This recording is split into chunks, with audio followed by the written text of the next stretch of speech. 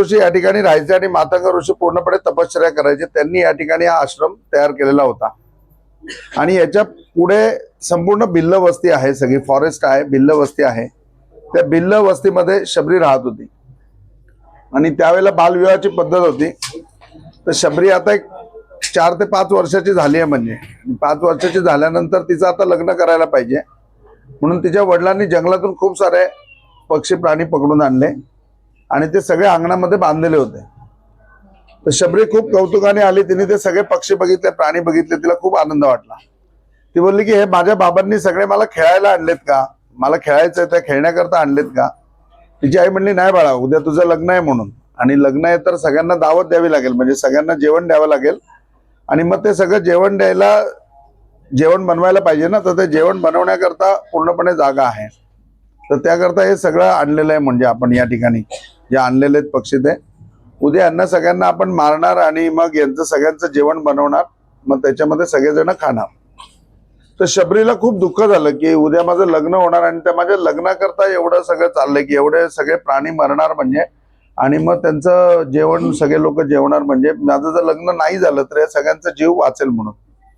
तर शबरी त्याच विचारामध्ये रात्री झोपली। म्हणजे आता खडगाळ प्रदेश आहे संपूर्ण, भिल्ल आणि सगळ्या फॉरेस्ट आहे, तर 7:30-8 वाजताच रात्र होते। म्हणजे 6 वाजता जर तुम्ही इथे थांबले तर इतकी भयान शांतता असते की हिशोबाच्या पलीकडे।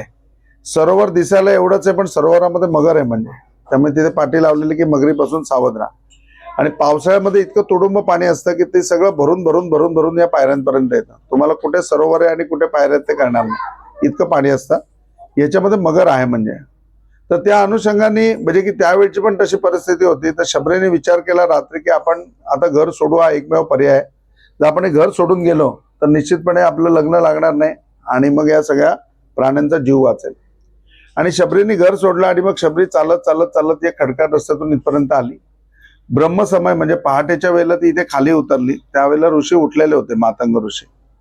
आणि मातंग ऋषीनं बघितल्यानंतर ती धावत त्यांच्याकडे आली, त्यांच्या पाया पडली। मातंग ऋषीने तिला जवळ घेतलं, बोलले अरे एवढी लहान बाळा तू कुठे चालली आहे म्हणून। तिने सांगितलं की मला माहिती नाही मी कुठे चालले म्हणजे, पण सध्या तर मी तुमच्याकडे आले म्हणून। म्हणजे का आले बाळा तू? बोलले मी घर सोडून आले म्हणून। म्हणजे का म्हणून? नाही माझे घरचे माझं लग्न करणार आहेत। अच्छा मग तुला लग्न नाही करायचं का? ती बोलली नाही म्हणून खूप सारे पशु पक्षी घेऊन आले, त्यांना मारणार आहेत आणि ते जेवायला घालणार आहेत, त्या विचारांनी मी कंटाळले म्हणून मला नाही म्हणजे लग्न करायचं म्हणून मी आले पळून। दोघांची भेट झाली मातंग ऋषींची। तर त्यांनी शबरीला सांगितलं की तुला अभय आहे इकडे, तू इथे राहा म्हणून शबरी, तुला इथे काही त्रास नाही, म्हणजे कोणी त्रास देणार नाही आणि कोणाला कोणी सांगणार पण नाही, म्हणजे तू राहा इथे। आणि मातंग ऋषींकडे शबरी राहायला आली। आता शबरीचं वय सांगितलंय 4 वर्ष फक्त, ज्यावेळेला ती मातंग ऋषींकडे आली।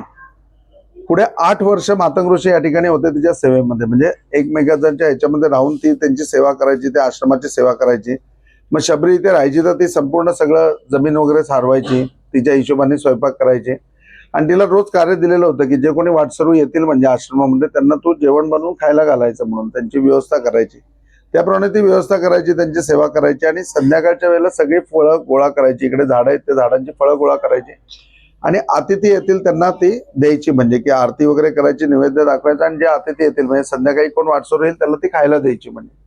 तर याप्रमाणे तुझं रुटीन आहे, म्हणजे ते सगळं रुटीन शबरीचं चालू झालंय आणि शबरी आता त्याच्यामध्ये रंगली आहे।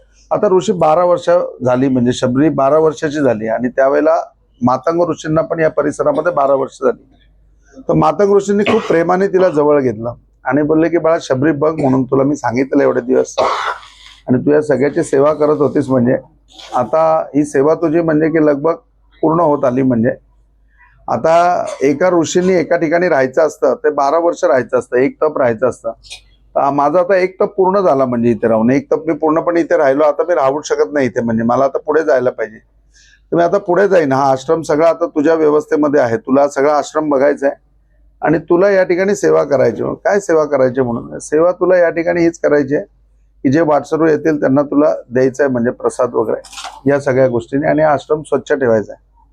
शबरीने नमस्कार केला आणि सांगितलं तुम्ही काही काळजी करू नका, मी छान आश्रम सांभाळीन म्हणून। बोले आश्रम सांभाळतो, तुझ्यामध्ये भक्ती आहे म्हणजे, आणि तुला फळ आणि गुरुकृपा म्हणजे एवढंच होईल की देव राम म्हणून अवतार घेणार आहेत। देव जेव्हा प्रभू रामचंद्र राम म्हणून अवतार घेतील ते तुला भेटायला इथे येतील, म्हणजे आणि तुझ्या हातून प्रसाद ग्रहण करतील, तुझ्या हातून प्रसाद घेतील। शबरीने पायावरती डोकं ठेवलं आणि पायावर डोकं ठेवलं आणि तेवढ्याच गोष्टीवरती विधान मानलं की नाही, प्रभू रामचंद्र येतील आणि माझ्या दारामध्ये येतील आणि माझ्याकडनं प्रसाद घेतील. शबरी असं नाही की ज्यावेळेला राम आले त्याच वेळेला ती फळं घेऊन वाट बघायची. रोजच तिचा हा कार्यक्रम होता. असं नाही की ते भरपूर झाडं होती की फक्त ती बोरच होती म्हणून. त्या त्या सीझनला येणारं झाड, म्हणजे केळीच्या सीझनला केळी असतील, आंब्याच्या सीझनला आंबे असतील. ज्या वेळेला राम आलेत त्याच्या वेळेला तो बोराचा सीझन आहे. त्या बोराच्या सीझनच्या वेळेला बोरं आलेली आहेत म्हणजे, आणि त्यावेळेला तपश्चर्या करते. आज रामायणामध्ये असं म्हणलंय की शबरी आता थेरडी झाली. थेरडी झाली म्हणजे की तिचं वय आता 60 पण उलटून गेलं. विचार करा की ती ज्यावेळेला होती 4थ्या वर्षी ती इथे आली. ती 12 वर्षाची असताना तिला मातंग ऋषी सांगून गेलेत की एक दिवस प्रभू राम येतील आणि तुझ्याकडनं प्रसाद घेतील. गुरुवचनावरती इतका विश्वास की त्या विश्वासाच्या पलीकडे दुसरं काही नाही. 12व्या वर्षापासून आज 60 वर्ष होऊन गेली, 70 वर्षापर्यंत झालं असेल वय. म्हणजे तेवढ्या ह्याच्यामध्ये रोज फक्त गुरुवर एवढाच विश्वास आहे की नाही, माझ्या गुरुंनी सांगितले तर एक दिवस देव अवतार घेणार, तो राम म्हणून माझ्या दारात येईल आणि माझ्या हातनं प्रसाद घेईल. शबरी रोज तेवढ्या आस्थेने सगळी फळं गोळा करायची, देवाला नैवेद्य दाखवायची, आरती करायची आणि प्रत्येक वेळेला प्रार्थना करायची, आज आलात नाही पण तुम्ही या नक्की, मी वाट बघते तुमची. एकदा पण ती निराश नाही झाली. एकदा पण ती असं नाही म्हणली कुठे तेव्हा त्यांनी सांगितलेलं कुठले देव येणार आहेत, माझी एवढी योग्यता आहे का, हे का नाही, माझ्या गुरूंनी सांगितलंय ना, फिनिश द मॅटर. ती तिची सेवा पूर्णपणे करत राहिली. करत राहिल्याच्या नंतर अजून राम जन्मालाच आलेला नाही. ज्यावेळेला शबरीला सांगितलंय की इथे राम येतील आणि तुझ्याकडनं प्रसाद घेतील, तो रामाचा जन्म नाहीये. ह्याच्या पुढे राम जन्माला येणार, त्याच्या पुढे तर सगळं त्याचं बालकांड होणार, मग त्याचं लग्न होणार, मग लग्न झाल्यानंतर तो वनवासाला येणार, तो वनवासाला येईल, सीतेचं हरण होईल, तेव्हा तो किष्किंधा नगरीमध्ये येणार. म्हणजे एवढे सगळे प्रसंग घडल्यानंतर मग शबरीची भेट आहे. पण शबरीला काही नाही, शबरी रोज वाट बघते की राम 100% येणार. म्हणजे एवढा गुरुवचनावरती विश्वास की ज्यावेळेला या भागावरून जातात त्यावेळेला राम लक्ष्मणाला म्हणतात की नाही इकडे आपल्याला जायचंय म्हणून. आणि इकडे कुणाकडे जायचंय म्हणून, तो बोलले इकडे शबरी आहे म्हणून तिच्याकडे आपल्याला जायचंय. आणि मग या मातंग ऋषींच्या आश्रमामध्ये या ठिकाणी पंपा सरोवरच्या ठिकाणी राम आणि लक्ष्मण दोघं जण आले. तीच संध्याकाळची वेळ होती की ज्यावेळेला प्रसाद दाखवून शबरी दारामध्ये वाट बघत होती आणि तिला माहिती होतं की आज प्रभू रामचंद्र येणार आहेत आणि दारामध्ये प्रभू रामचंद्र हजर होते. ही ती जागा आहे की इथे त्यांचं स्वागत करून ते त्यांना वरती घेऊन आली. तिथे जिथे पादुका आहेत त्या पादुकांच्या ठिकाणी राम आणि लक्ष्मण बसलेले होते आणि मागे जी झोपडी आहे संपूर्ण जी दगडाची आहे ती झोपडी शबरीची आहे, त्याच्यामध्ये शबरी राहते आणि हा संपूर्ण परिसर मातंग ऋषींचा आश्रम आहे.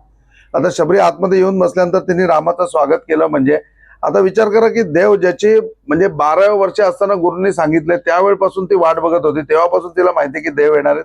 तिची स्वतःची अवस्था काय झाली असेल म्हणजे. तर तिचं पूर्णपणे स्वागत करून इथे बसवलं आणि स्वागत करून आता देवांना पाणी दिलं असेल, पाणी प्यायले देव आणि शबरीकडे फक्त देव बघत होते. राम एकही शब्द शबरीशी बोललेले नाही, फक्त शबरीकडे बघत होते आणि शबरी पण फक्त रामाकडे बघत होती. कुठलाही संवाद नाही, कुठलाही शब्द नाही. आणि विचार करा की तुमच्या दारामध्ये देव म्हणल्यानंतर काय म्हणजे. आणि सगळी अशी त्रेधा तिरपीट तिची पण उडली असेल आणि ती बोरं जी होती ती पूर्णपणे म्हणजे असं द्रोण, तुम्ही जर कुठे गावामध्ये वगैरे विकत घेतली ना, ज्यावेळेला आमच्या इथे कर्जतला तुम्ही आले ना तर करवंद वगैरे असे द्रोण मध्ये मिळतात. म्हणजे पळसाच्या पानाचा द्रोण असतो आणि तसाच पानाचा मोठा द्रोण होता, म्हणजे कमीत कमी त्याच्यात ओंजळ राहील एवढा द्रोण होता. आणि त्यावेळेला फ्रेश बोरं काढलेली होती, तो बोरांचा सीझन होता. आणि मग ती बोरं त्यांनी रामाकडे दिली. ती रामाकडे दिलेली असताना तिला माहिती की ते याच्यातली बोरं गोडच रामाला लागली पाहिजेत, म्हणून शबरी पहिले ती चाखत होती आणि मग त्याच्यानंतर बोर ते रामाला देत होती. साधी गोष्ट आहे की आपण देवाला नैवेद्य करतो तर आपण म्हणतो आपण कशी काय चव घ्यायची, देव जेवणार आहे म्हणून त्याच्यात मीठ जास्त असेल तर देवाने खारट खायचं का. म्हणजे श्रद्धेपेक्षा तिचं प्रेम किती मोठं असेल की तिचं प्रेम एवढं मोठं होतं की रामाला गोडच मिळालं पाहिजे बोर, म्हणून ती चव घेत होती आणि ते देत होती. आता ते भिल्ल होते. म्हणजे तुम्ही एक विचार करा की एक ठाकूर समाजाची जशी स्त्री असते किंवा आदिवासी समाजाची स्त्री असते तशीच शबरी राहत होती.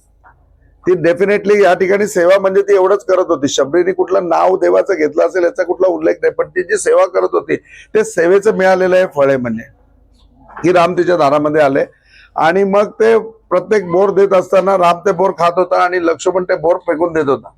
कारण लक्ष्मणाला म्हणलं हिच्या गोष्ट मी का खाऊ, तिचे दात वगैरे सगळं बघून ते म्हणले काय माहिती हिने धुवून घेऊन आणलेत की नाही बोर, धुतलेलं खायला पाहिजे. राम काय काही खातात, त्यांना काही चालतं.